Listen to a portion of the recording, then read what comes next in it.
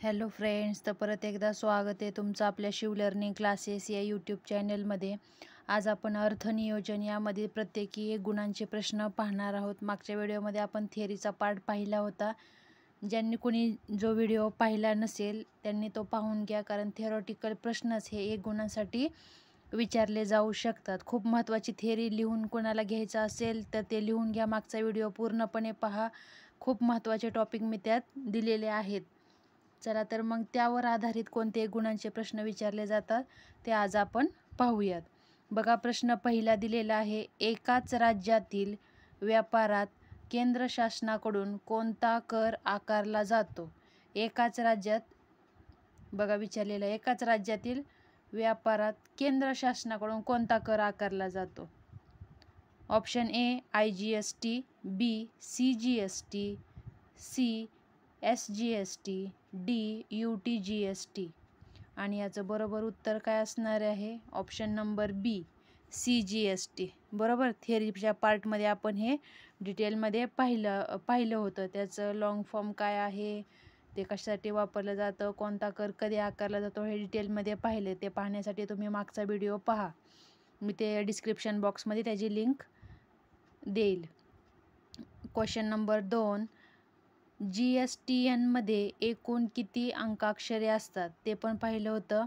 Option A 15, B 10, C 16, D 9. आता ज्यांनी कोणी व्हिडिओ पाहिला आहे त्यांना ते माहिती असेल किती असतात GSTN. Option number A. बरोबर. ऑप्शन नंबर ए याचं उत्तर असणार आहे. तुम्ही पेपरमध्ये लिहिताना जे प्रश्न नंबर टाकायचा, त्याच्या पुढे ॲरो करायचा आणि ऑप्शन ए काय असेल तो लिहायचा. बरोबर. अशा पद्धतीने तुम्हाला सॉल्व करायचं आहे.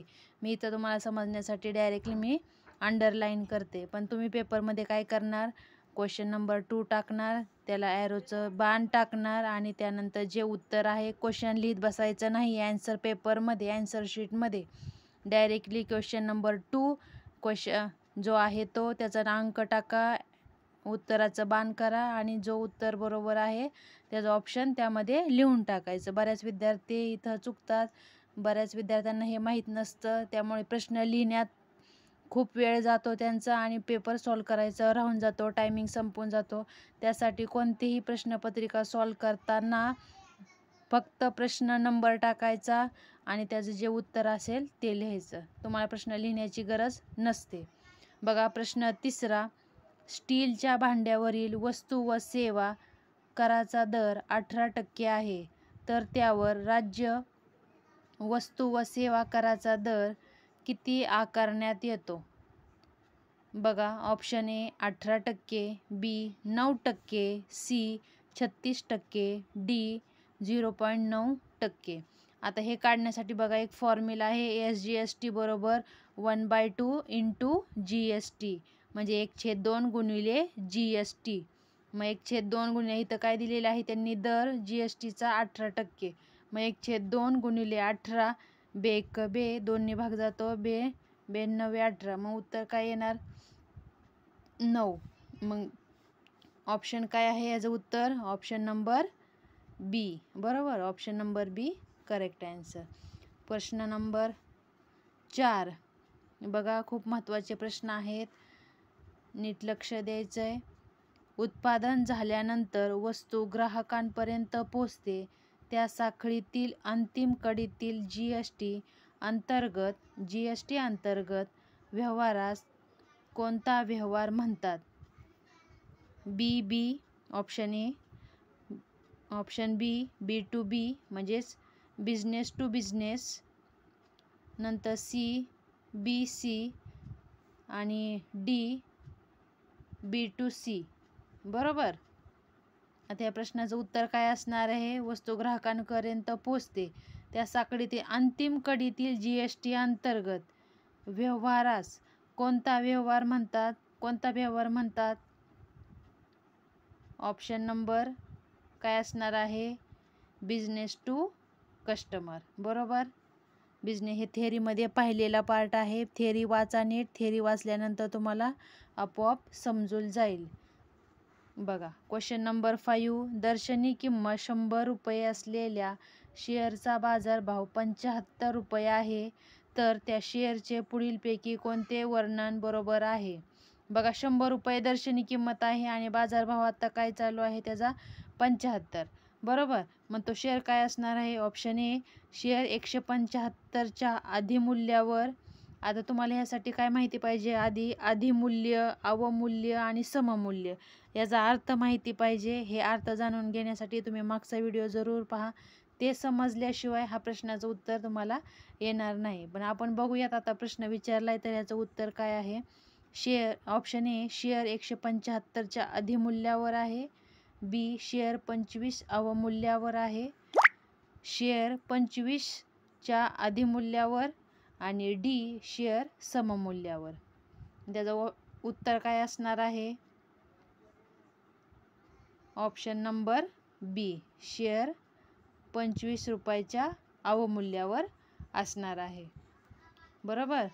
नंतर प्रश्न 6वा, 50% लाभांश घोषित केलेल्या एका कंपनीच्या 10 रुपये दर्शनी किमतीच्या एका शेअरवर किती लाभांश मिळेल?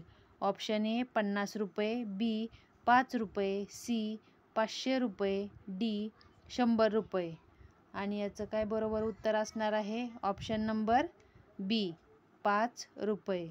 10 रुपये दर्शनी किंमत आहे आणि 50% काय आहे? लाभांश, बरोबर. मग लाभांश कसा काढतात?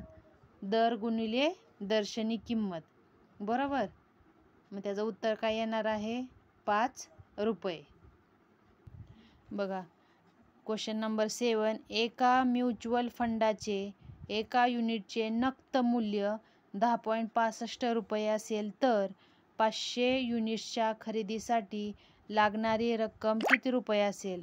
Option A, 5325, B, 5235, C, 53,000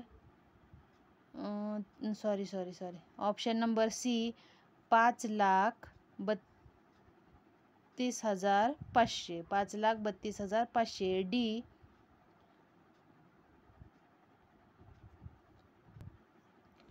53,250. आता ह्याचं काय करणार आपण? गुंतवणूक करायची. आपल्याला गुंतवणूकचा फॉर्म्युला आहे युनिटची संख्या गुणिले नक्त मूल्य. काय दिलेले आहे?